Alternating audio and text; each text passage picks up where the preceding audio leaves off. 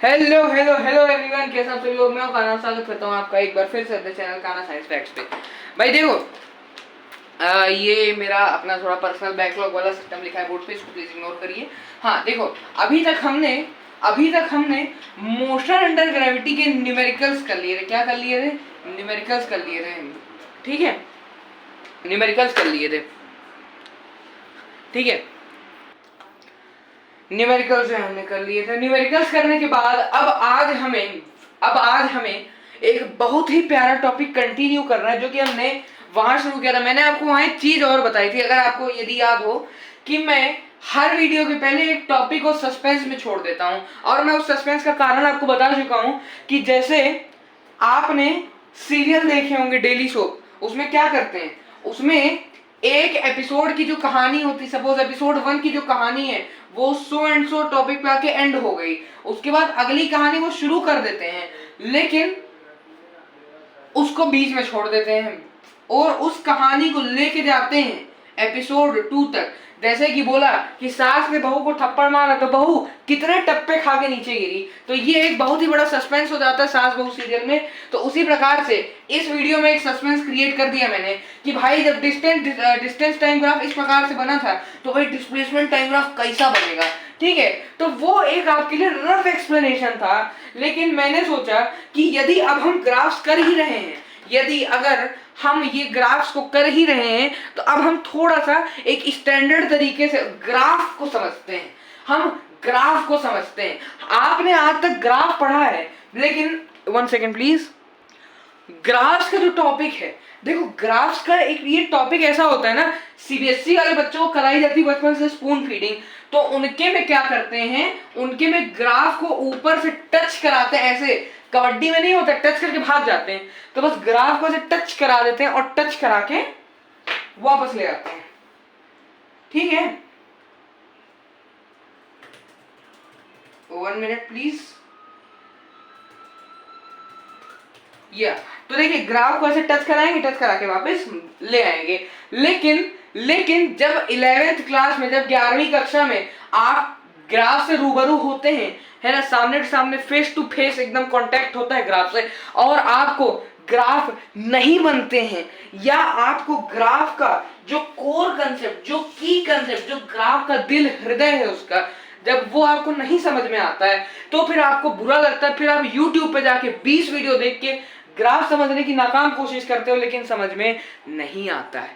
तो हमने सोचा कि आपको ये चीजें एक जगह दे दिया है। तो चलिए ग्राफ को समझते हैं। अरे ग्राफ होता क्या है? पहली बात, ग्राफ किसी भी चेंज को रिप्रेजेंट करने के लिए यूज करते हैं। चेंज को क्या रिप्रेजेंट करने को हम यूज करते हैं, और रिप्रेजेंट किसमें किसमें?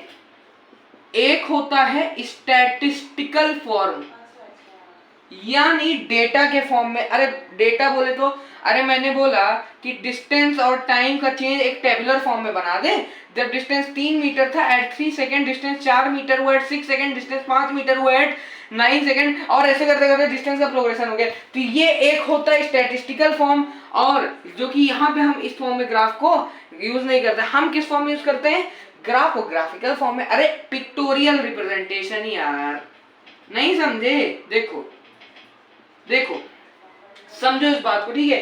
ग्राफ का फील आना चाहिए। देखो, अरे देखो, इसी चेंज को मैंने कह दिया भैया ठीक है, चलो डिस्टेंस टाइम वाला ही ग्राफ अपन वापस ले लेते हैं। Distance was 3 metre at 3 second, was 4 metre at 6 second, was 5 metre at 9 second, और ऐसे करते करते हम डिस्टेंस का ग्राफ खींच दिए आगे तक। और ये है टेबुलर इंफॉर्मेशन। इसको स्टडी करना हाँ अभी इजी है, but at a very large level यदि मैं आपको बोल दूं अभी फिलहाल कि चलो भाई फिर 6 मीटर कितना होगा, तो आप यहां से चेंज देखोगे कि यहाँ +1 हो रहा है और यहाँ पे +3 है, +3 होता जा रहा है। तो आप बोले यहाँ +1 हुआ है तो यहाँ पे फिर से +3 कर देना। अरे +3 करेगा तो 12 सेकेंड आ जाएगा। यहाँ at this level it is easy, but यदि हम इसी को एक बड़े पैमाने पे लेके जाएं, मैंने कहा भाई मेरे को ये बता दे डिस्टेंस जो है 6000 किलोमीटर कब होगा? इतना बड़ा नंबर, और इसमें कितने सारे +3 करने पड़ेंगे भाई? Infinite number of plus, infinite नहीं, हमारे लिए बहुत सारे होगा, हम इनफाइनाइट बोल दिया मैंने, थोड़ा है ना अंग्रेजी मेरी वीक है समझो। ठीक है, तो देखो इस प्रकार से ग्राफ आपका काम को इजी बनाते हैं। अब मैंने क्या किया, देखो यही डिस्टेंस टाइम की टेबल थी, यही डिस्टेंस की टेबल थी, टाइम की टेबल थी, 3 मीटर, 4 मीटर, 5 मीटर, ठीक है। फिर यहाँ पे दे दिया मैंने 3 सेकंड, 6 सेकंड, 9 सेकंड, ठीक है। अब मैंने क्या किया, इसका ग्राफ बना दिया। ग्राफ क्या करता है, ग्राफ में मैं ऐसे 2 एक्सिस लेता हूँ। अब मैं ग्राफ की एक्सिस डिफाइन करूंगा, प्लेन डिफाइन करूंगा, कार्टेशियन प्लेन डिफाइन करूंगा, मैं सब डिफाइन करूंगा। एक एक word, slope, intercept, y equal mx plus c, parabola, hyperbola, सारी इक्वेशन, हाइपरबोला पैराबोला की इक्वेशन नहीं बताएंगे आपको। हाँ, क्वाड्रेटिक इक्वेशन, प्लस का स्लोप, माइनस का slope, plus intercept, minus intercept, सारी इक्वेशन आपको बता देंगे, जीरो इंटरसेप्ट सब बता देंगे। रुक जाओ, मेरे साथ बने रहो जरा। अब 2 एक्सिस लेते हैं, 2 एक्सिस में एक में ये वैल्यू पुट करते हैं, तो हमने बोल दिया चलो डिस्टेंस वाली इसमें पुट कर दे भाई, 1 2 3 4 5 और यहाँ हो गई तुम्हारी 6, ठीक है। और टाइम की ऐसे पुट कर दे भाई, देख सब 3 के मल्टीपल्स है, तो अपन ने क्या किया, 1 2, आप करने को तो ऐसे ही कर सकते, चलो 1 कर दिया, 2 कर दिया, 3 कर दिया, 4 कर दिया, 5 कर दिया, 6 कर दिया, और फिर ऐसे ही ऊपर करते करते 7 8 और कहीं ऐसे ही 9 आ गया, है ना। तो अब यहाँ पे क्या कोऑर्डिनेट पुट करते हैं, कोऑर्डिनेट कैसे पुट करते हैं, 3,3 का एक कोऑर्डिनेट आ गया भैया, 3,3 का एक कोऑर्डिनेट आ गया, 4,6 का एक कोऑर्डिनेट आ गया, बोले तो 4,6 की तरह 6 तरह 6, हाँ ठीक है, 6 का कोऑर्डिनेट आ गया। ऐसे ही 5,9, तो यहाँ पे कहीं मान ले 9 पड़ रहा है तेरा, तो ये 5,9 का ये कोऑर्डिनेट आ गया। मैं बोर्ड के बाहर चला जा रहा हूँ, देख रहे हो भाई, इसको बोलते हैं फिजिक्स का ऑब्सेशन, बोर्ड के बाहर जाके फिजिक्स पढ़ा रहे हैं तुमको। अब इसका गिराफ कैसे बनाओगे तुम, गिराफ कैसे बनाओगे। अब देखो यहाँ पे मेरा ग्राफ ओरिजिन को टच नहीं कर पा रहा है, क्योंकि मैंने स्केल यूनिफॉर्म नहीं लिया है। यहाँ पे मैंने पॉइंट इतने पास बना दिए, और यहाँ पे 1-1 किलोमीटर दूर बना दिए, ठीक है। तो इसीलिए अपन सपोज कर लेते हैं, मान लो चलो ठीक है, ये था ओरिजिन, ठीक है, ये था 1, ये था ओरिजिन, और ऐसे चला गया, इसको स्ट्रेट लाइन मान लो। तो इस प्रकार से अब मैं क्या करूंगा, मेरा ग्राफ कुछ ऐसा चला गया, ऐसे आया और ऐसे चला गया। अब मैं क्या करूंगा, मुझे ये कोऑर्डिनेट पता, ये कोऑर्डिनेट पता, ये कोऑर्डिनेट पता, मैंने बोल दिया आगे निकाल दे, तो उसको एक्सटेंड कर देगा, तो जैसे लाइन एक्सटेंड करके कोऑर्डिनेट पता चल जाएगा। अदरवाइज इसी ग्राफ से आगे के चीजें निकालने के लिए एक जो फॉर्मूला है, फॉर्मूला को जो है क्या डिराइव करना, क्या हो जाएगा तेरे लिए, इजी हो जाएगा। क्या हो जाएगा, इजी हो जाएगा। इसीलिए graph is a more convenient and pictorial form of statistical data. तो देखो तुमको स्क्रैच से उठाया कि नहीं भाई, ये चीजें 6-7 में पढ़ाते हैं कि ग्राफ होता क्या है। जब तुम स्टैटिस्टिक्स पढ़ते हो, स्टैटिस्टिक्स के पहले तुम्हें ग्राफ पढ़ाते हैं, स्टैटिस्टिक्स में ग्राफ पढ़ाते, 12 ग्राफ ये सब पढ़ाते हैं ना, याद होगा अगर ऐसे। देखो ठीक है, याद नहीं रखते क्योंकि उस समय दिमाग नहीं है, तो अब याद नहीं रहेगा। लेकिन मान लो, let us assume that you have brains so you remember. तो देखो ये हो गया ग्राफ। अब देखो ग्राफ में कौन सी चीज क्या है। अरे भाई क्या पूछ रहा है, अरे मेरे भाई मैं पूछा ग्राफ में कौन सी चीज क्या है, नहीं समझे, रुको। देखो ये ऐसा एक ग्राफ है,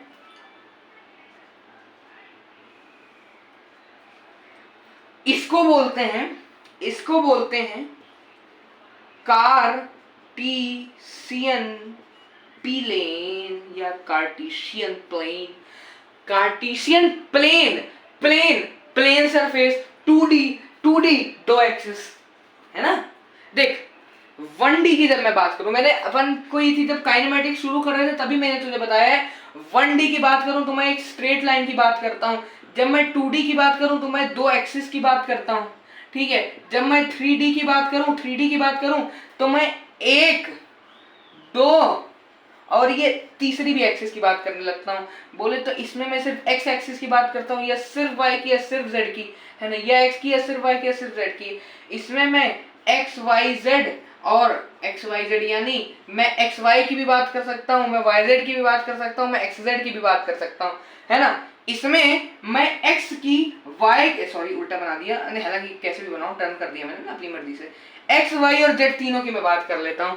इसको क्या बोलते हैं, इसको बोलते हैं लाइन, इसको क्या बोलते हैं, इसको बोलते हैं प्लेन, और इसको क्या बोलते हैं, इसको बोलते हैं स्पेस। तो कार्टेशियन प्लेन होता है, स्ट्रेट लाइन होती है, 3D स्पेस होता है। समझ में आया, बोलो हाँ।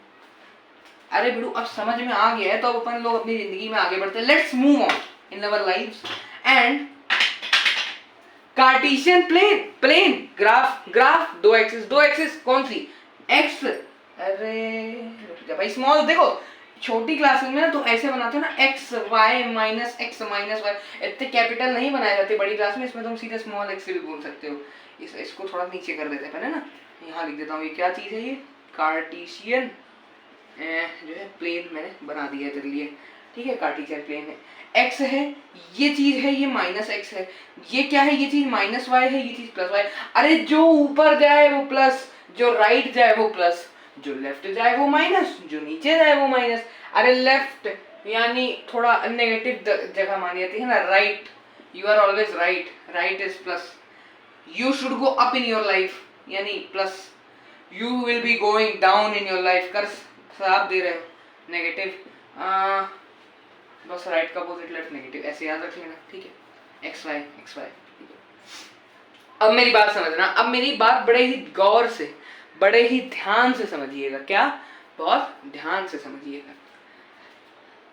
एक्स वाई है, मैंने कहा इसमें एक ये वाला पॉइंट है, क्या है, पॉइंट है, पॉइंट है, इसको मैं ओ से, जीरो नहीं ओ, ऐसे बनता है जीरो, ऐसा बनता है ओ थोड़ा मोटा होता है, जीरो थोड़ा पतला, जीरो को कम खाना खिलाया गया होता है तभी आज वो जीरो है, और ओ को खूब मोटा कर दे तभी ओ हो गया, बिल्कुल है ना, इसलिए ओ ऐसा बनता है, ओ फॉर ओरिजिन। ये पॉइंट क्या होता है, ये होता है ओरिजिन। अरे इसके कोऑर्डिनेट क्या होते हैं, इसके कोऑर्डिनेट होते हैं 0,0। ओरिजिन तुम्हारा तीनों एक्सिस में हो सकता है, यदि सिर्फ एक्स बनाऊं, यदि एक्स वाई बनाऊं, और यदि मैं एक्स वाई जेड तीनों एक्सिस बना दूं, तीनों में ही ओरिजिन होगा।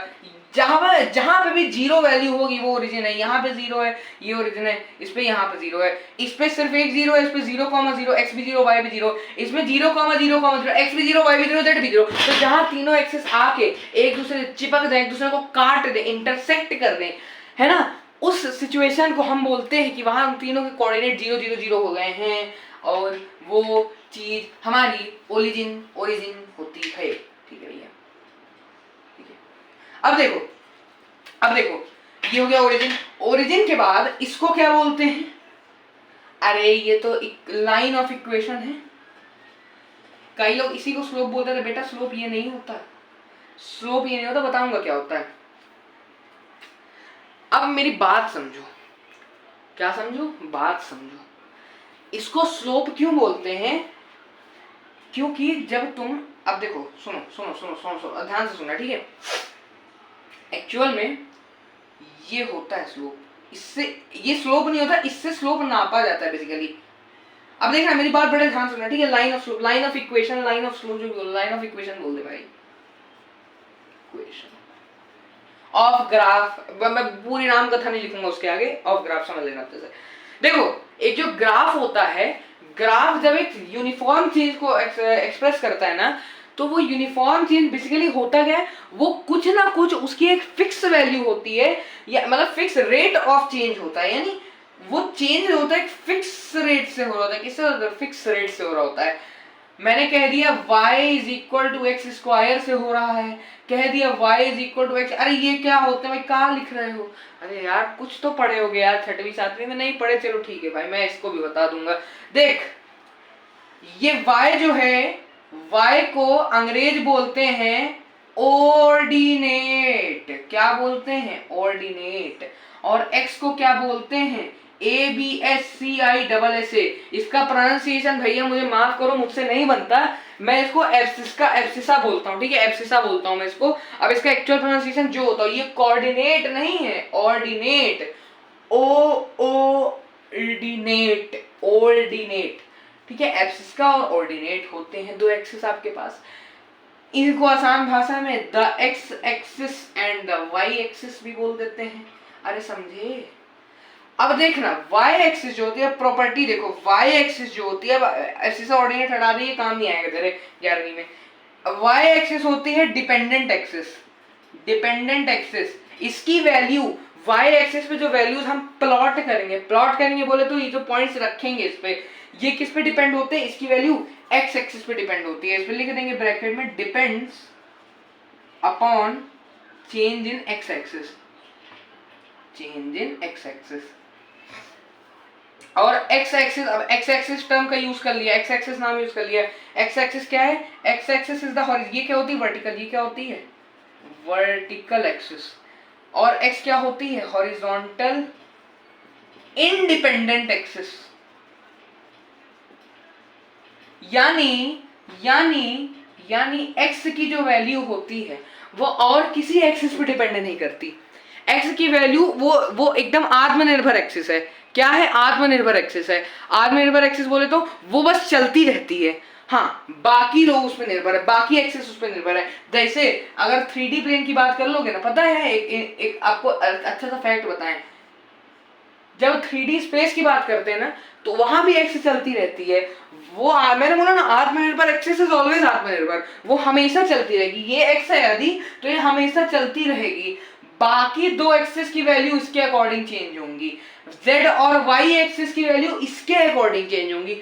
एक्स बोला मेरी फितरत है चलना, तुम्हारी फितरत है मुझे फॉलो करना, फॉलो मी, ऐसे बोलते ना सेक्रेटरी, फॉलो मी। वैसे ही y is the secretary of x axis and y follows x axis, बराबर।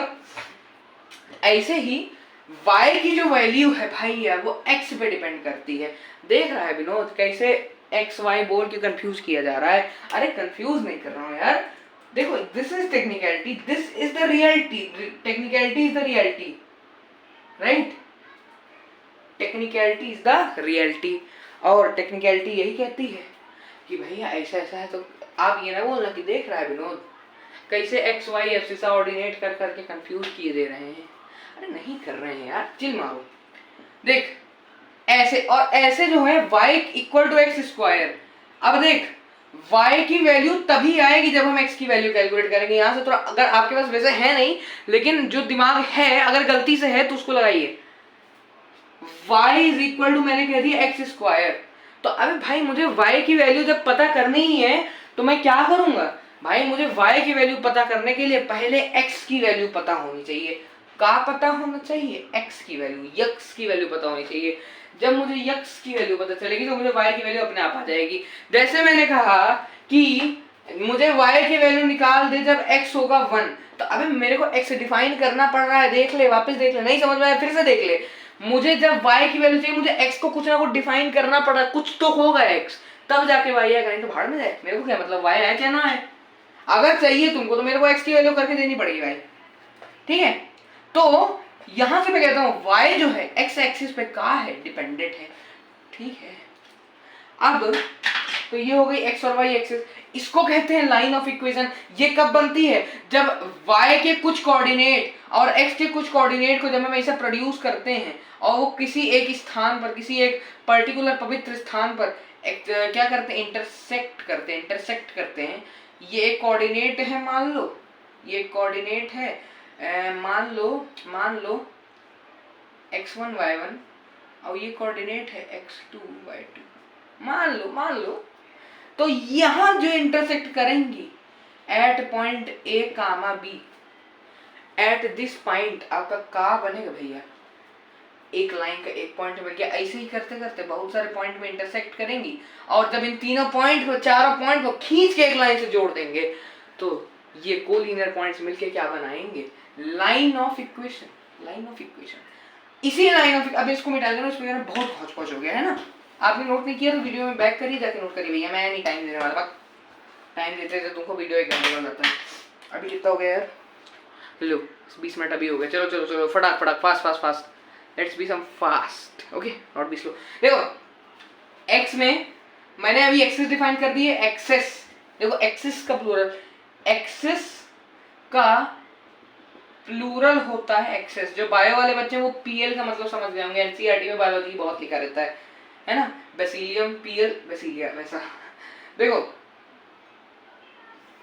ये एक एक्सिस बनाई, ये मैंने दूसरी एक्सिस बनाई, ठीक है? ये क्या है? प्लस का y, ये है माइनस का y। ये क्या है? माइनस का x, ये क्या है? प्लस का x है। अरे समझे, बूझे, बिल्कुल। देखो ये मैंने क्या बना दिया तुम्हारा भैया? Line of equation. अब एक बात मुझे बताओ, इस लाइन की शुरुआत कहां से हो रही है? अरे ओरिजिन से हो रही है। यानी इस ग्राफ की जो वैल्यू की शुरुआत है वो बिल्कुल 0 से हो रही है और यही वैल्यू जिस वैल्यू से जिस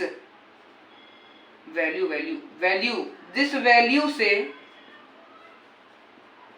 लाइन ऑफ इक्वेशन की शुरुआत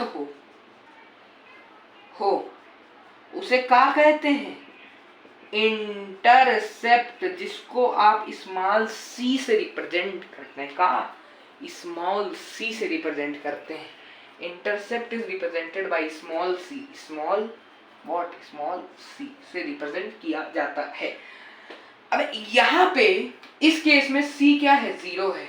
अब यही मैं c की वैल्यू 0 से कुछ अलग रख दूं, जैसे अगर मैं c की वैल्यू कुछ पॉजिटिव रख दूं जो 0 के बराबर ना हो, तो c की वैल्यू पॉजिटिव है, यानी c, अब देखो c की वैल्यू कहाँ होती है, किस एक्सिस पे होती है?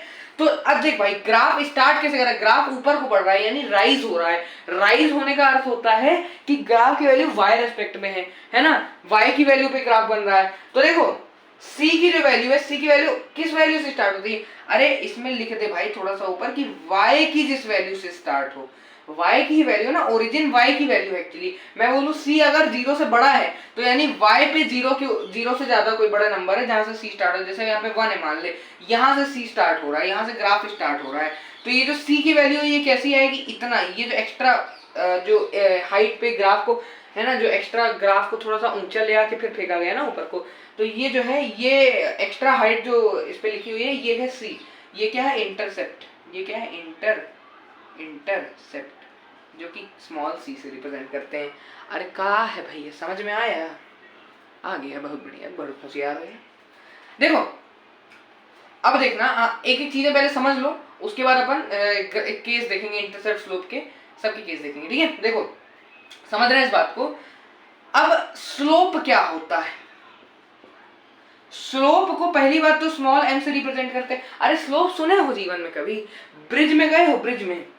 ब्रिज में यदि कभी साइकिल से जाओगे तो समझ में आएगा, जब ब्रिज उतरते हो ना, जब ब्रिज उतरते हो तो साइकिल के पेडल मारना छोड़ दो, अपने आप साइकिल नीचे जाती है। तो वो साइकिल अपने आप नीचे जाती है, क्यों? ब्रिज के झुकाव की वजह से। साइकिल को जब ब्रिज में चढ़ाते हो तो प्राण निकल जाते हैं उसको चढ़ाने में, क्योंकि पेडल मारना बहुत पड़ता है। क्यों मारना पड़ता है? ब्रिज के चढ़ाव की वजह से। किसकी वजह से? चढ़ाव। इसी चढ़ाव एवं झुकाव को अंग्रेज या पढ़े लिखे लोग क्या बोलते हैं? स्लोप बोलते हैं। स्लोप बोलते हैं, ठीक है? स्लोप बोलते हैं। अब तुम बोलोगे स्लोप मतलब तो हमने सुना था सिर्फ झुकाव होता है। होता सिर्फ झुकाव है, तो झुकाव को नेगेटिव कर दो। जब झुकाव नेगेटिव हो यानी चढ़ैया होगी, है ना? तुम देखो ना यार, देखो सुनो, मैं अगर झुकाव को बोलूं -1 तो मैं चढ़ाई को क्या बोलूंगा? -1, ये +1 हो जाएगा। अगर मैं झुकाव को 1 बोलता हूँ तो मैं चढ़ाई को क्या बोलूंगा? -1 बोलूंगा। Just negative is just opposite, right? तो मान लो जब स्लोप का अर्थ होता है ग्राफ जो है एक्सिस से कितना ऊपर है। Slope is basically this angle. इस एंगल से स्लोप निकालते हैं।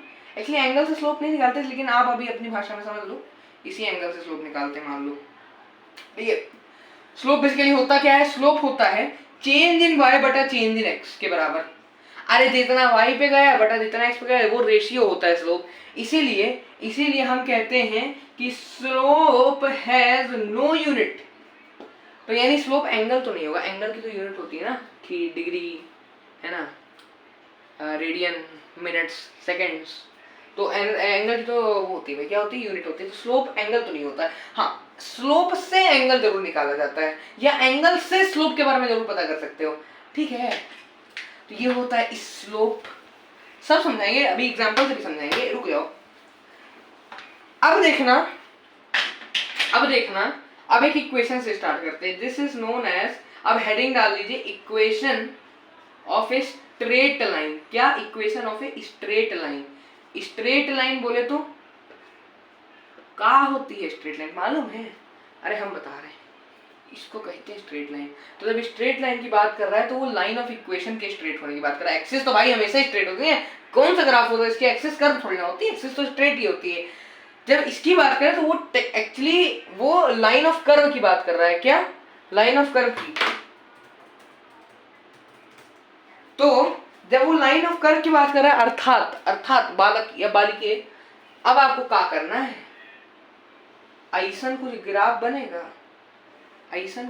बनेगा, और ऐसा इसकी लाइन आएगी, तो आपने क्या किया, आपने क्लास 10th में एक चीज पढ़ी होगी कि हर इक्वेशन का एक जनरल फॉर्म होता है। जैसे आपने पढ़ा होगा क्वाड्रेटिक इक्वेशन का जनरल फॉर्म क्या होता है, ax square plus bx plus c is equal to 0 such that a is not equal to 0, पढ़ा है। उसी प्रकार से स्ट्रेट लाइन की हर इक्वेशन इस फॉर्म में एग्जिस्ट करती है। स्ट्रेट लाइन की हर equation y is equal to mx plus c के फॉर्म में एग्जिस्ट करती है। किस फॉर्म में, y is equal to mx plus c के फॉर्म में एग्जिस्ट करती है। मैं जरा ऊपर लिख रहा हूँ, क्वाड्रेटिक इक्वेशन में मिटा देता हूँ, ठीक है, ये तो पता ही है आपको, इसको क्या बताएं अब आपको, है ना। देखो क्या होती है ये equation, y is equal to mx plus c। अब इसमें कौन सी चीज क्या होती है, देखो ये हमको पता हो चुके हैं, ये भी हमने देख लिया है ना। m क्या होता है, m होता है स्लोप, c क्या होता है तुम्हारा इंटरसेप्ट, x क्या होता है वैल्यू ऑफ x, और y क्या होता है वैल्यू ऑफ y। यानी y, अब यहाँ पे देखो, यहाँ पे पता लगी y की वैल्यू निकालने के लिए x की वैल्यू की आवश्यकता बाकी भी चीजों की है, लेकिन एक मेनली x की वैल्यू की आवश्यकता है ना। तो यहाँ नहीं x की आवश्यकता, यहाँ से भी एक चीज और वापस क्लैरिफिकेशन होगी कि हम भैया the value of y depends upon the value of x, बहुत पिछली चीजें याद नहीं करते, ठीक है। Let's move on in life, भाई मूव ऑन करना सीखो यार, बात याद ना कराओ मेरे को। हाँ अब देखो, देखना मेरी बात, सुनना ध्यान से।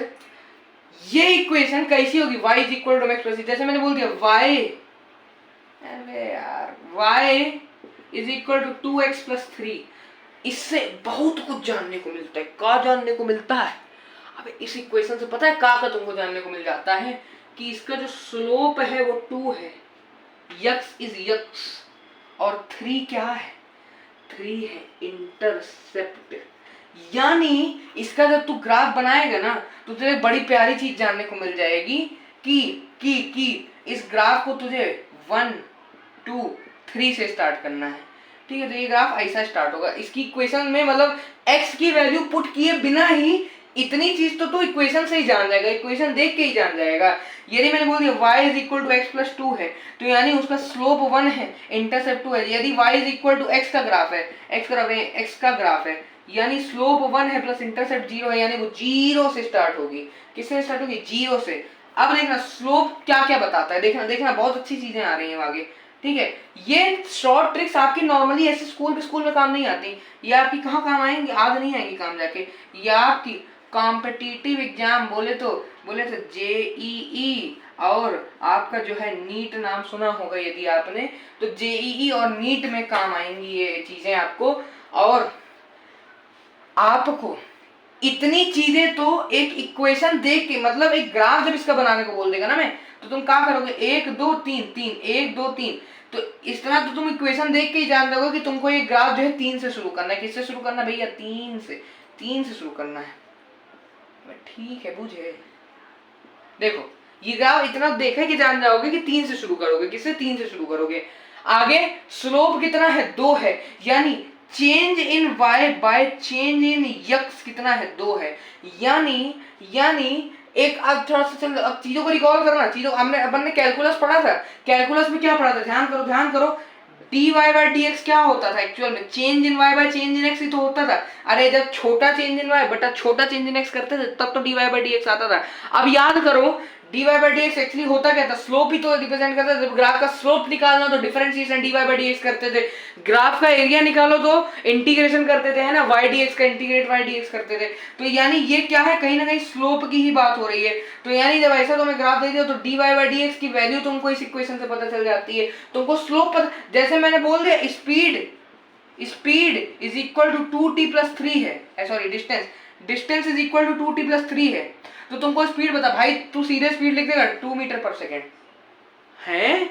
हाँ भाई, एक एवरेज स्लोप तो 2 मीटर पर सेकेंड लिख देगा। मैंने बोला स्ट्रेट लाइन का ग्राफ है जहां पे डिस्टेंस ऐसे डिवाइड, स्ट्रेट लाइन तुमको मेंशन करना पड़ेगा, क्योंकि ये क्वेश्चन कई बार कर्व्ड लाइंस पे भी बन सकती है, वैसे फिर अपन अकॉर्डिंगली चेंजेस करते हैं तब बनती है। हाँ लेकिन ये मैं मान सकता हूँ। अब देख, पता है इससे एक चीज और पता चल गई, अरे बाप रे क्या क्या बता देगा, रुक जा, बहुत कुछ पता चलेगा।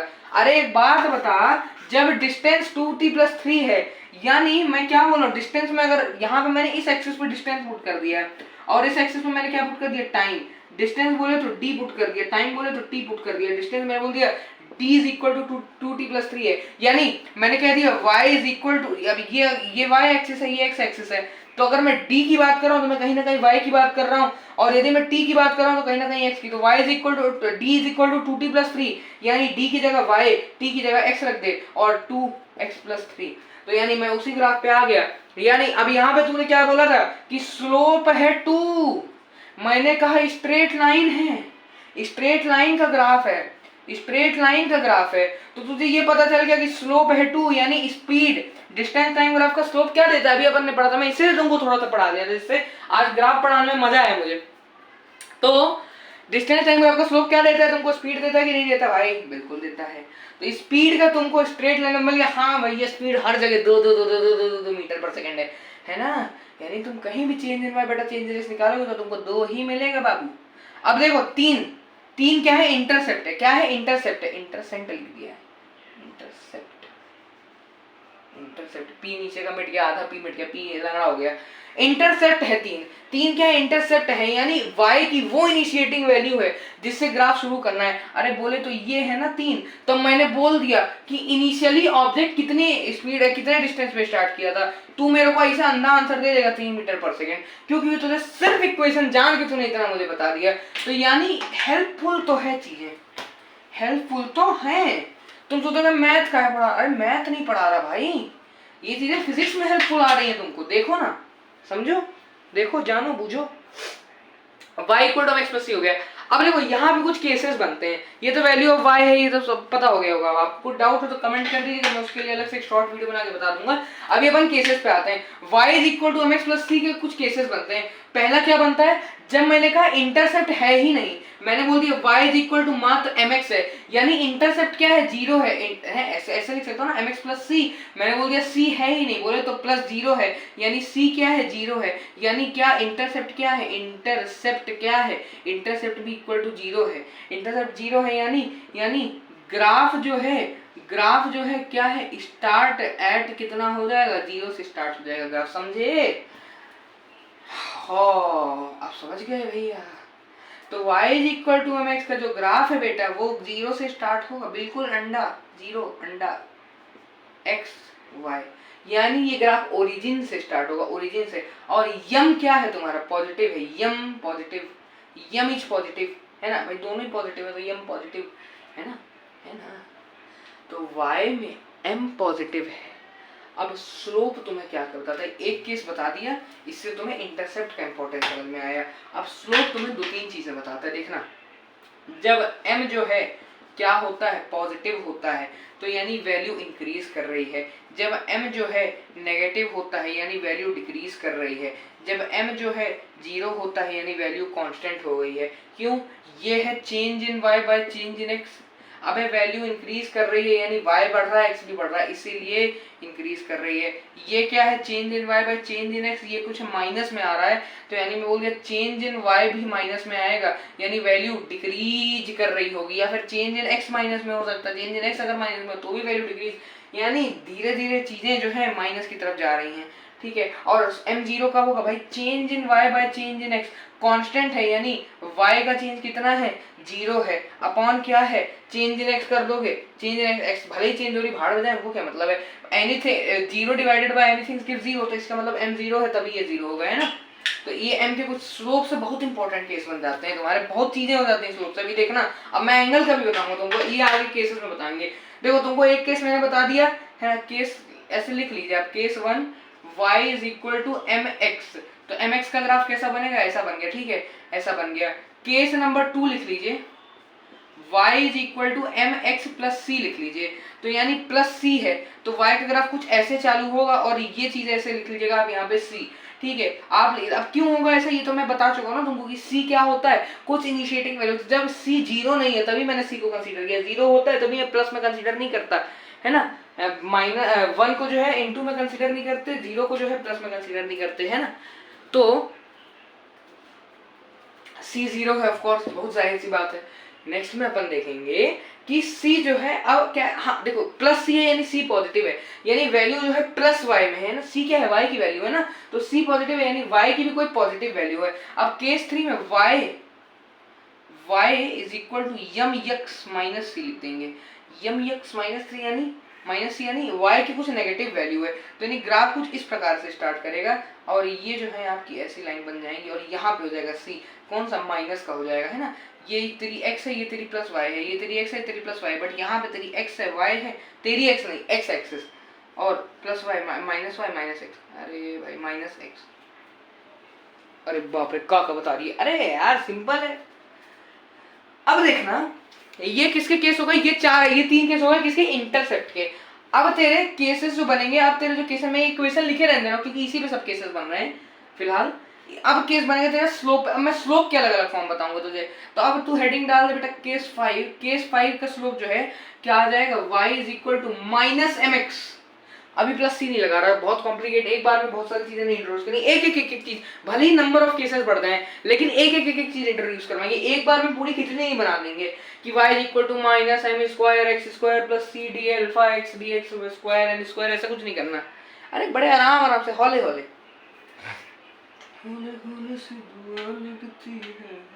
देखो m एक्चुअली होता क्या। अभी यहां से तुम्हें एक कंसेप्ट, इसको करने से पहले कंसेप्ट समझना पड़ेगा। क्या कंसेप्ट है, concept of angles upon the graph.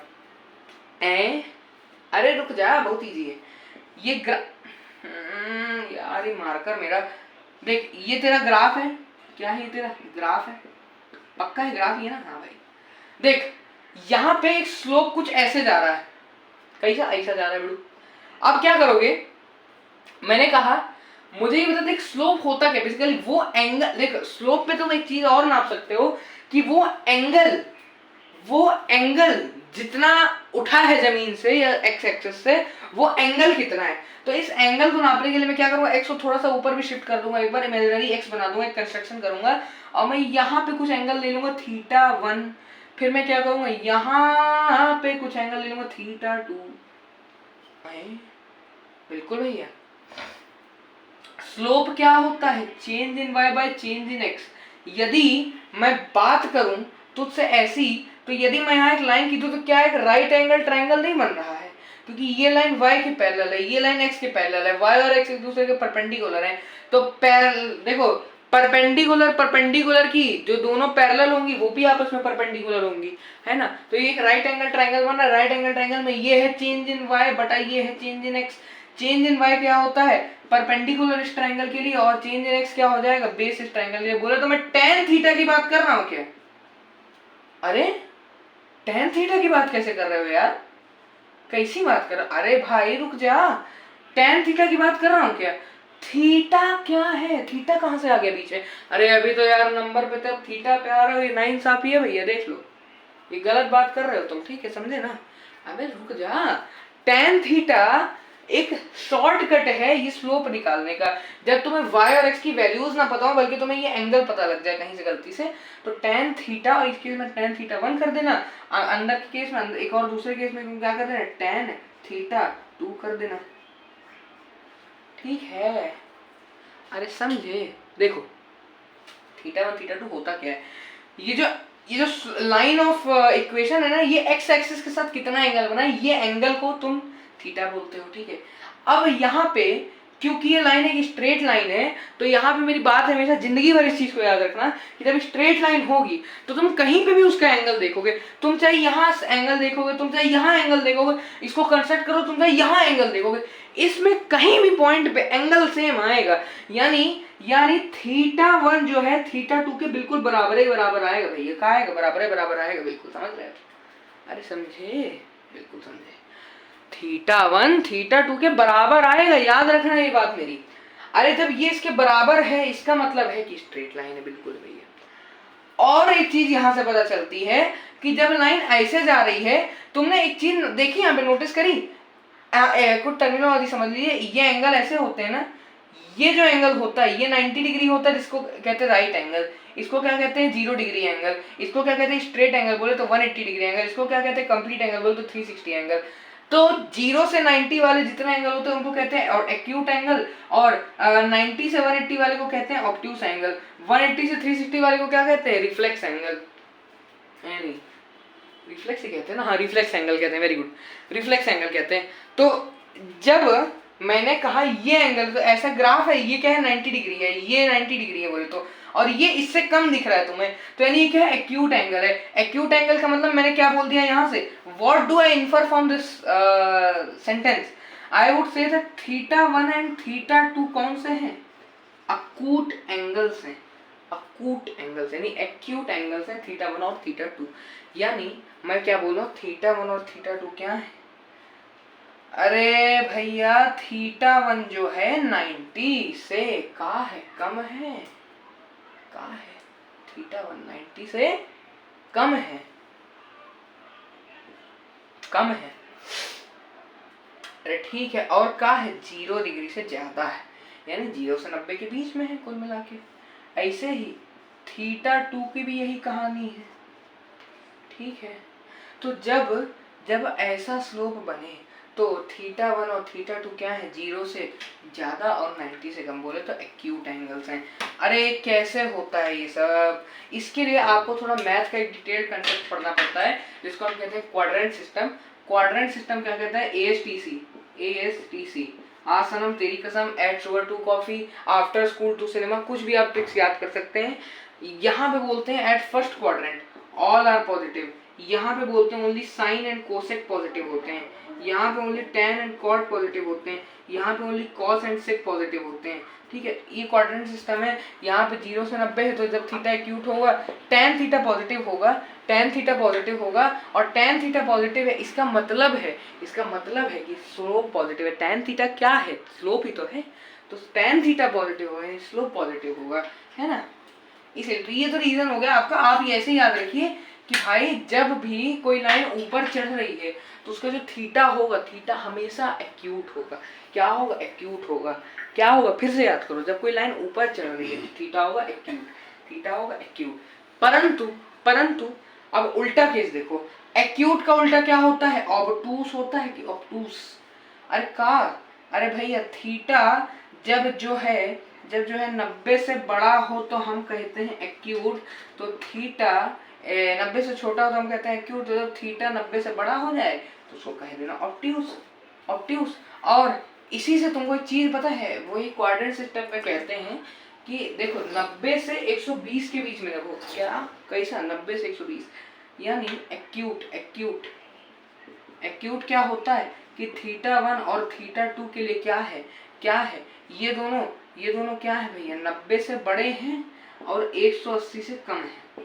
यानी क्वाड्रेंट सिस्टम के हिसाब से देखा जाए, एएसटीसी जो है, ASTC only all positive, sine positive, tan positive, cos positive, तो 90 से 180 बोले तो ये 90 है, ये 180, तो इस दोनों में इसमें तो tan पॉजिटिव होता है, लेकिन 90 से बड़ा है, तो इसमें ये वाला एंगल बोले तो इस वाले एंगल में सिर्फ साइन और कोसेक पॉजिटिव होता है, और बाकी सारे trigonometric ratio cos theta, tan theta, cosec theta, नहीं हाँ cos theta, tan theta, sec theta, cot theta, ये सारे यहाँ पे नेगेटिव हो जाएंगे आके, यानी थीटा की कुछ भी वैल्यू हो, लेकिन यदि वो थीटा की वैल्यू 90 से कम है, 90 से ज्यादा और 180 से कम है, तो यहाँ पे इस क्वाड्रेंट पे, इस लेवल पे आके वो सब नेगेटिव हो जाएंगे। तो इसीलिए जब y is equal two plus mx होता है, तो मैं ये भी कहता हूँ कि थीटा क्या है, थीटा क्या है तुम्हारा एक्यूट है, क्या है, एक्यूट है, यानी 90 से कम है और 0 से बड़ा है। जब y माइनस mx है तो मैं क्या कहता हूँ कि ये थीटा ऑब्ट्यूस है। अरे यार क्या बोलना चाह रहे हो, थीटा ऑब्ट्यूस बना रहे हो, कुछ भी कर रहे हो, अरे रुक जा, देख वापस देखना, थीटा ऑब्ट्यूस है मतलब ऐसा कैसे हो सकता है, तुमने यहाँ इंटरसेप्ट भी नहीं लगाया, यानी ओरिजिन से चालू, अबे ओरिजिन से अगर चालू करेंगे तो ओरिजिन से तो ऐसे ही जा सकता है ना ग्राफ, ऐसे जाएगा, तो यानी थीटा कुछ भी करोगे तो तुम्हारा एक्यूट ही आएगा। किसने बोला ऐसे ही जा सकता है भाई, तुमने क्या बोला, ऊपर वाले की अगर देर है अंधेर नहीं, तुम्हें देर से समझ में आएगा, लेकिन तुम्हें समझाए बिना नहीं भेजा जाएगा। देखो ये तुम्हारा ओरिजिन है। अरे यार मैंने अभी कहा था कि जब इंटरसेप्ट नहीं होता है, इंटरसेप्ट क्या नहीं होता है, तो मैं ओरिजिन से स्टार्ट करता हूँ लाइन ऑफ इक्वेशन को। तो भैया लाइन ऑफ इक्वेशन तुम कहना चाह रहे हो कि ओरिजिन से स्टार्ट भी होगी और एक्यूट भी नहीं होना चाहिए, यानी थीटा जो है 90 से बड़ा भी होना चाहिए। अरे ओरिजिन से अगर स्टार्ट हो रहा है, इस डायरेक्शन में जाएगा तो इसका मैक्सिमम एंगल ही 90 है, तो इस डायरेक्शन में कुछ भी जाएगा तो 90 से तो छोटा ही होगा ना, तो तुम कैसे 90 से बड़ा एंगल कर दोगे यार। तो भाई किसने बोला तुझे कि उसी तरफ जा सकता है, ग्राफ लेफ्ट साइड में भी तो जा सकता है। अरे ग्राफ में तो चारों क्वाड्रेंट इसलिए तो ओपन होते हैं कि कहीं भी चला जाए ग्राफ। तो मैंने कह दिया भैया इधर भेज दो ग्राफ को, वेरी सिंपल। अरे यार तुम्हारी प्रॉब्लम का, इतनी बड़ी प्रॉब्लम का सिर्फ एक लाइन सॉल्यूशन है, ये लाइन इज द सॉल्यूशन। लोग एक लाइन में सॉल्यूशन करते हैं, मैं सॉल्यूशन में ही एक लाइन दे देता हूँ तुमको, है ना। ये लाइन तुम्हारा सॉल्यूशन है, तुम्हारे जीवन की हर एक समस्या का सॉल्यूशन सिर्फ एक इस लाइन में हो जाएगा। क्या हो जाएगा? सबसे बड़ी समस्या क्या थी, तुम चाहते थे थीटा 90 से बड़ा हो, नाप के देख लो एक्स एक्सिस से, तो नेगेटिव तुम बोलोगे देखो देखो हार गया, थीटा 90 से छोटा है। भाई तुम माइनस एक्स से नाप रहा है, प्लस एक्स से नापा जाता है एंगल, प्लस एक्स से नाप के देख ले, ये 90 है, ये 90 से कुछ तो ज्यादा ही होगा, तो ये पूरा एंगल क्या हो जाएगा, ये थीटा 1 है, ये क्या हो जाएगा, ये ऑब्टूस हो जाएगा, ऑब्टूस। इसमें भी सेम केस है भैया, यूनिफॉर्म मोशन है तो इसमें भी थीटा 1 हर स्थान पर, थीटा 1 थीटा 2 यानी सारे एंगल बराबर होंगे। इस पे वेरी सिंपल। तो इसका ग्राफ कैसे बनेगा, इसका ग्राफ बन जाएगा, अभी बनाया ना, लेकिन चलो फिर तुम्हारे लिए एक फॉर्मल वे में बना देंगे इसी ग्राफ को। एक ऐसा ग्राफ बनेगा, एक ऐसा बनेगा। अब इसमें मैं अच्छे से एक्सेस को भी डिफाइन कर दूंगा, ये एक्स है, ये माइनस एक्स है, ये माइनस वाई है और ये प्लस वाई है। मैंने बोला है कि तुझे थीटा को क्या रखना है, 90 से बड़ा रखना है। तो जब 90 यहाँ तक में हो गया, इससे कुछ भी आगे कर देगा तो 91 भी डिग्री है, वो भी ऑब्ट्यूस में आ जाएगा ना, 90 से बड़ा है। तो ऐसे कर दिया अपन, एक लाइन बना दी, ये जो लाइन का थीटा आ जाएगा, ये तेरा क्या है, ये तेरा क्या है, ऑब्ट्यूस है। यानी इस केस में मैं क्या बोल सकता हूँ, ये जो थीटा है, ये जो थीटा है, ये क्या है, ये 90 डिग्री से बड़ा है और ये 180 डिग्री से क्या है, छोटा है। ठीक है। अब देखना एक केस 6 इसमें क्या बनता है, केस नंबर 6 इसमें ये बनता है, ये अब तुझे लग रहा होगा केस 5 बड़ा है, केस 6 बड़ा, अब छोटा। मैंने देखो जब तेरे को मैं मोशन अंडर ग्रेविटी समझाया तुम लोगों को, तो मैंने क्या बोला, जैसे जैसे केसेस बढ़ेंगे वैसे वैसे समझने का टाइम कम लगा। अब देखो शुरू के 3 केसेस में आपको क्यों नहीं टाइम लगा, अच्छा चौथा केस मैंने बताया ही नहीं यार तुमको, ये केस 5 नहीं होगा, सॉरी आई एम सॉरी, ये केस 4 होगा। ठीक है, ये केस नंबर 4 होगा। देखो शुरू के 3 केसेस में आपको बिल्कुल टाइम क्यों लगा, क्योंकि आपने पहले से समझा हुआ था। केस 4 में क्यों टाइम लगा, क्योंकि कभी समझा नहीं था। अब केस 4 समझ गए तो केस 5 बड़े प्रेम से समझ में आ जाएगा, क्योंकि केस 4 तुम कहीं ना कहीं पढ़ चुके हो, केस 5 वैसा ही है। केस 5 में क्या, यहाँ mx प्लस सी था, यहाँ माइनस mx प्लस सी हो जाएगा, y is equal to minus mx plus C. अब ये कैसे बनेगा, ये तो देखो तुमको डेफिनेटली पता ही होगा, ये इक्वेशन है। अब देखो तुमको कुछ नहीं करना, तुमको ग्राफ के लेफ्ट साइड में भेजनी थी ना अपनी इक्वेशन, तुमको क्या काम बोल सकते, ग्राफ के लेफ्ट साइड में भेज देना। तो लेफ्ट साइड में अभी भेजो, बस ये है, अभी तुमने ओरिजिन से शुरू किया था ना, अब इंटरसेप्ट मैंने तुमको प्लस का दे दिया, तो तुम अब ओरिजिन के ऊपर से शुरू कर देना, और फिर से यही है कि डिस्टेंस जो है लोकेट कर देना, उसको लिख देना सी, ठीक है ना, स्मॉल सी के बराबर, वेरी गुड, सी कर देना। ये हो जाएगा तेरी प्लस एक्स, ये हो जाएगा प्लस वाई, ये हो जाएगा तेरा माइनस एक्स और ये हो जाएगा तेरा माइनस का वाई हो जाएगा। ठीक है, वेरी गुड। देखो यहाँ से तुमको प्लस सी मिल गया, प्लस सी भी मिल गया और माइनस एम भी, तो तुम्हारी दोनों चीजें सेटिस्फाई हो गई। इसको नाप लेना एक्स के रेस्पेक्ट में, ये वाला एंगल नाप ले, ऑब्ट्यूस निकलेगा, 90 से बड़ा निकलेगा, यानी tan थीटा नेगेटिव होगा, बोले तो स्लोप भी नेगेटिव होगा। केस 5 हो गया। अब इसको मैं मिटा देता हूँ, अभी तक तो लिख ही लिया होगा ऑफकोर्स भाई सब ने। देखो अब एक 6th केस क्या बनता है, 6th केस क्या बनता है, और ये इस इक्वेशन से लास्ट केस यही बन सकता है कि 6 केस बनते हैं इस इक्वेशन के, मैंने 6 केस बना दिए। y is equal to minus M X minus C, कुछ नहीं है भाई, mx प्लस सी वाला है, बस इसमें थोड़ा सा तुमसे माइनस कॉमन निकाल के, तो भाई मत निकालना मेरे भाई, मैथ की इक्वेशन सॉल्व नहीं करनी, ग्राफ में डालनी है। देख ले इसमें एक एक चीज देखो, तुम्हारी आदत क्या है ना, तुम इक्वेशन देख के पैनिक हो रहे हो, इक्वेशन देख के पैनिक नहीं हो, उसमें एक एक चीज देखो। तुमने जैसे ही देखा माइनस एम, देखो इसीलिए रिवीजन इंपॉर्टेंट है, तुमने देखा माइनस एम, तुम्हारे दिमाग में चमक जाना चाहिए माइनस एम है, यानी कहीं ना कहीं ग्राफ लेफ्ट को भाग रहा होगा, एंगल ऑब्ट्यूस होगा, ग्राफ लेफ्ट को भाग रहा होगा। माइनस सी है मतलब इंटरसेप्ट है 0 के बराबर है, तो ओरिजिन से तो स्टार्ट नहीं होगा। अब सी का साइन देख लो, प्लस है तो ओरिजिन के ऊपर से वाई से स्टार्ट होगा, और माइनस है तो ओरिजिन के नीचे वाई से स्टार्ट होगा। तो भाई माइनस सी है तो वाई की कुछ माइनस की वैल्यू होगी, यहाँ से ग्राफ तेरा स्टार्ट होगा। माइनस एम है तो ग्राफ लेफ्ट को भागेगा और ऐसे भाग जाएगा ग्राफ तेरा। ये कौन सी इक्वेशन हो गई, y is equal to minus M X minus C का इक्वेशन हो गया।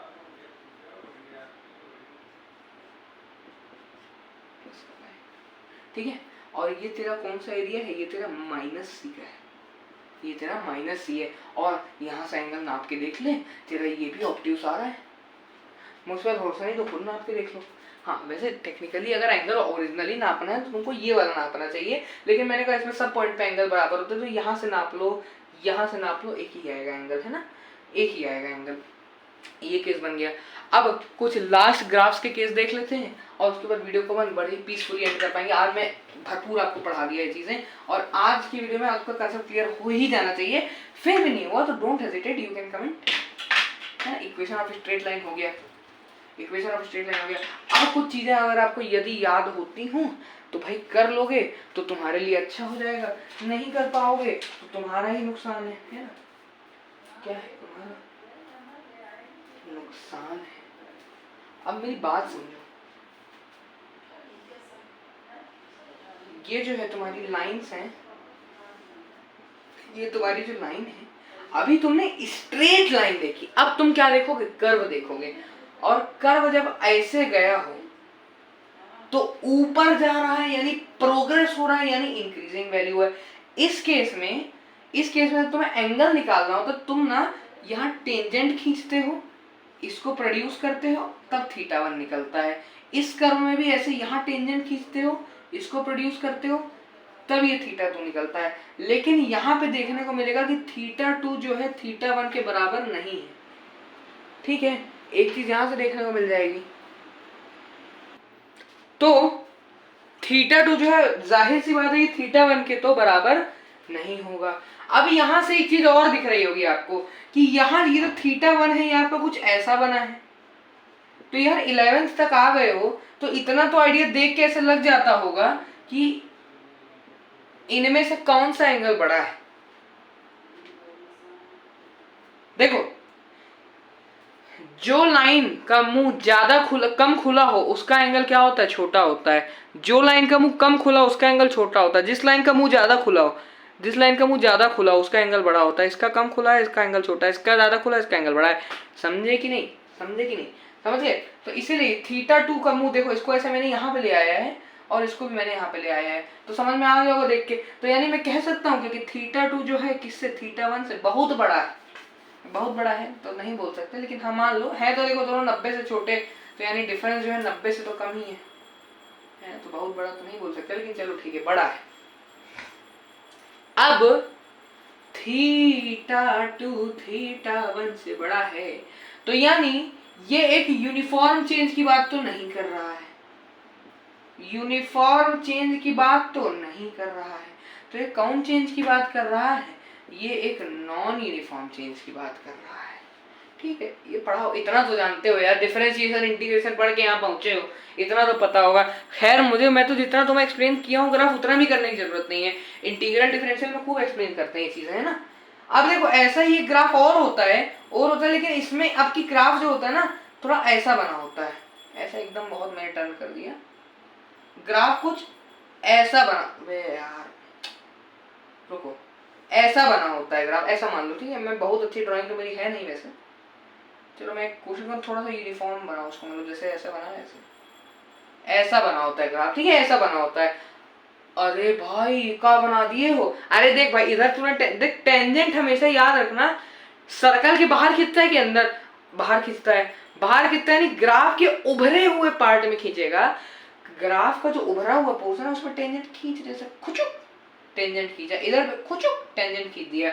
अब इसको जब तुम कैलकुलेट करोगे तो ये तुम्हारा θ2 आएगा, और इसको जब तुम खुचुक से टेंजेंट खींच के कैलकुलेट करोगे तो θ1 आएगा, और ये θ2 आएगा।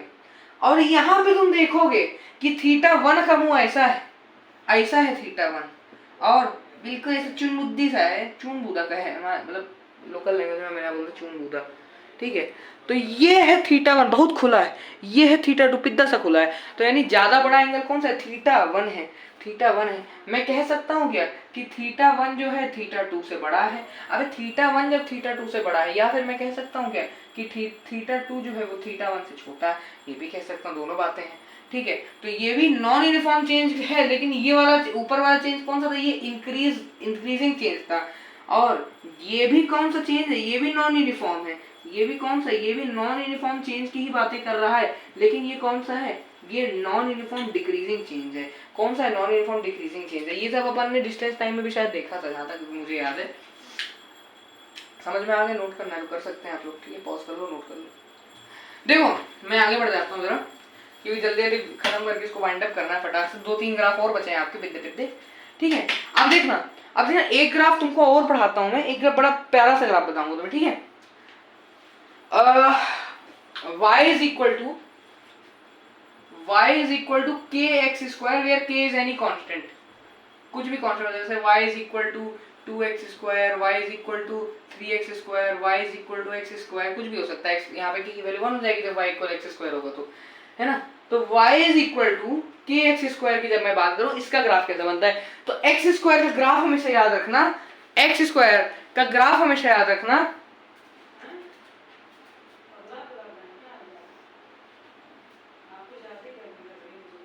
बिल्कुल इसी प्रकार का ग्राफ आएगा। x है, ये माइनस x है, ये माइनस y है, ये प्लस का y है। y इज इक्वल टू के एक्स स्क्वायर का जब ग्राफ बनाओगे ना, तो ऐसा बनेगा। देखा देखा, सुनना बड़े ध्यान से देखो, ऐसे शुरू होगा ग्राफ, ऐसे आएगा, ऐसा ओरिजिन को थोड़ा सा छुएगा, ओरिजिन पे थोड़ा सा रगड़ेगा और ऊपर चला जाएगा। ग्राफ क्या होगा, यहां से आएगा, ओरिजिन को छुएगा, थोड़ा सा रगड़ेगा, ऊपर चला जाएगा।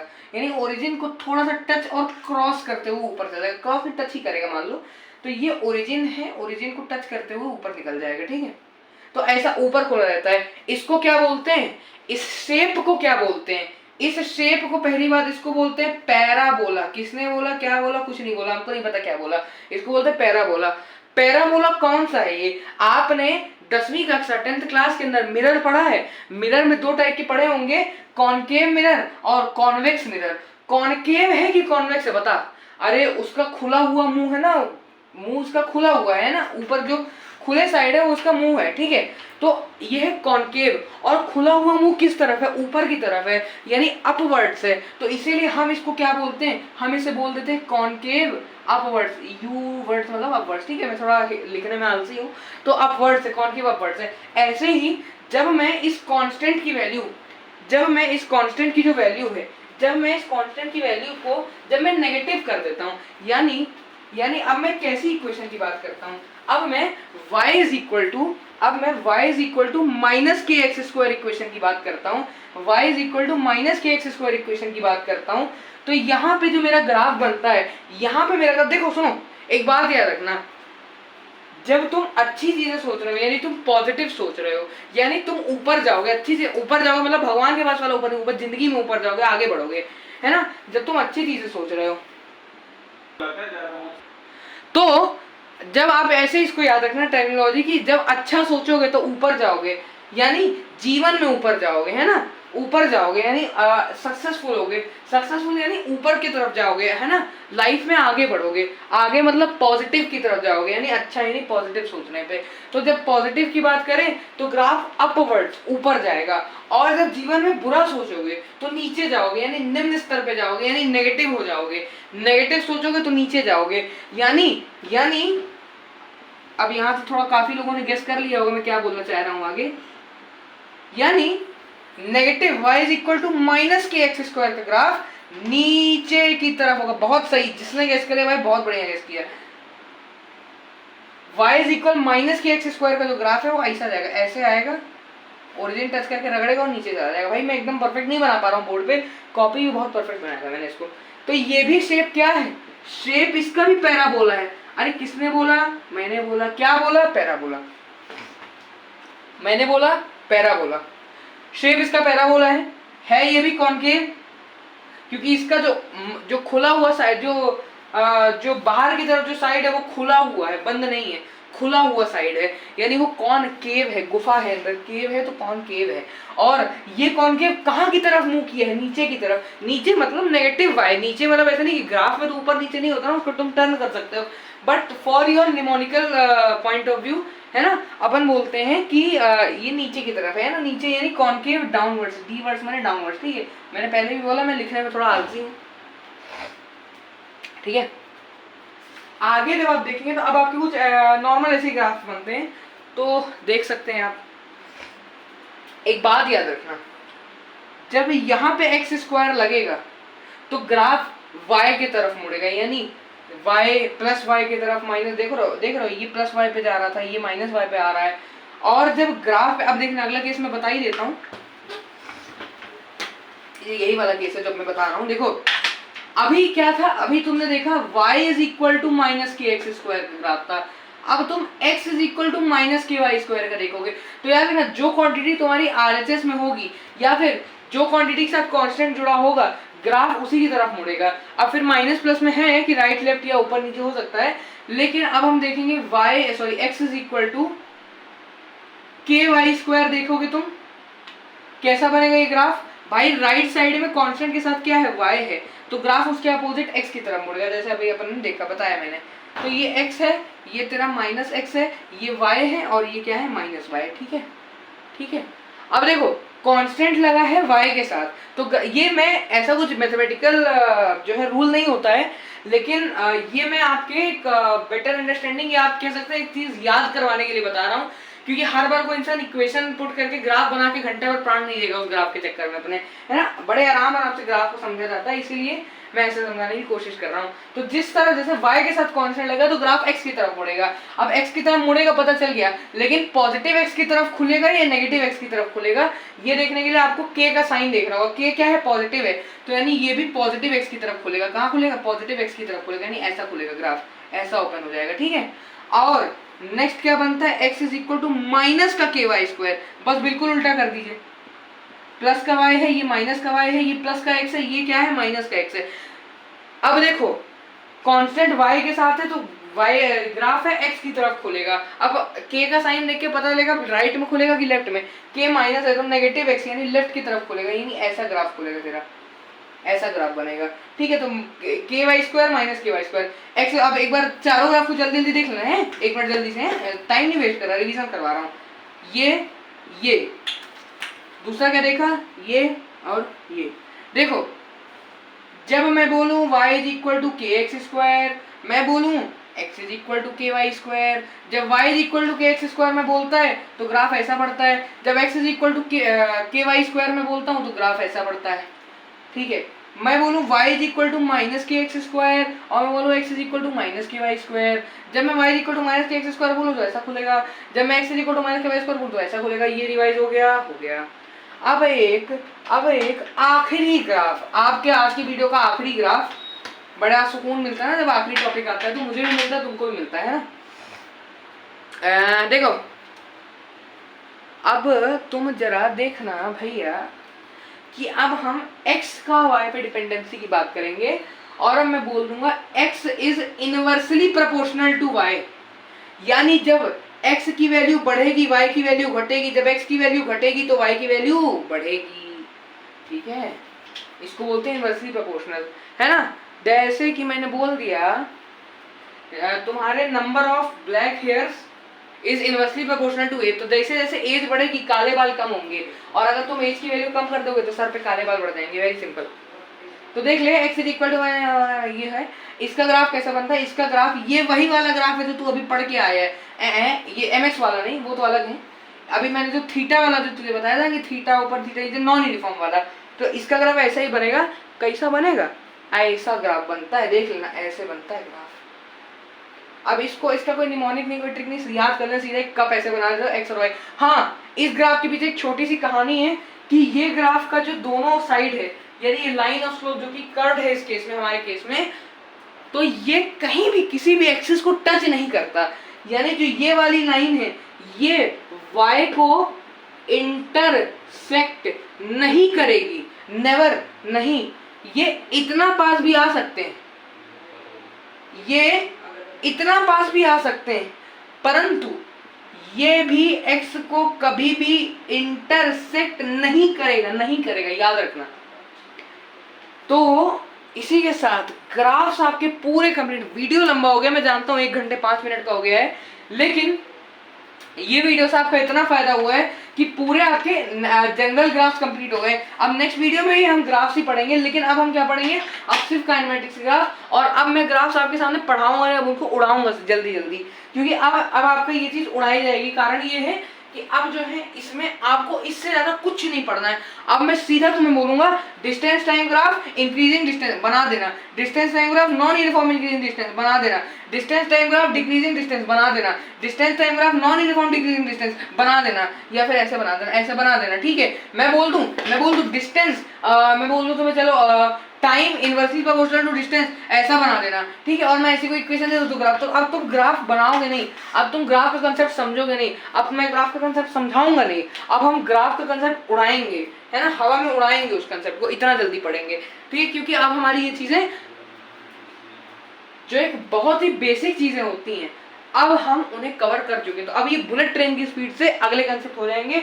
और अगला वीडियो मैं गारंटी के साथ कह सकता हूँ कि पौन घंटे से कम का होगा, सिर्फ ग्राफ्स का अगर एक्सप्लेनेशन मैंने किया तो पौन घंटे, और भी कुछ इंक्लूड किया तो फिर उससे ज्यादा, और ग्राफ्स तो तुम्हारे पौन घंटे में पूरे खत्म हो जाएंगे, पूरे पौन घंटे मिल लगे। वो तो मैं एक्सप्लेन थोड़ा ज्यादा करता हूँ इसलिए तुमको पौन घंटे बोल रहा हूँ, अदरवाइज अगर मैं सही में कंसेप्ट प्रॉपर उड़ाने पे आ गया तो 15 मिनट के अंदर तुम्हारे सारे ग्राफ खत्म कर सकता हूँ, लेकिन करूंगा नहीं, पौन घंटे तो एटलीस्ट लूंगा, 45 मिनट। ठीक है, चलिए भैया आज की वीडियो में बस इतना ही, मैं आपसे मिलेगा अगली वीडियो में, तब तक के लिए पढ़ाई करते रहिए, नोट्स बनाते रहिए, कीप स्टडिंग।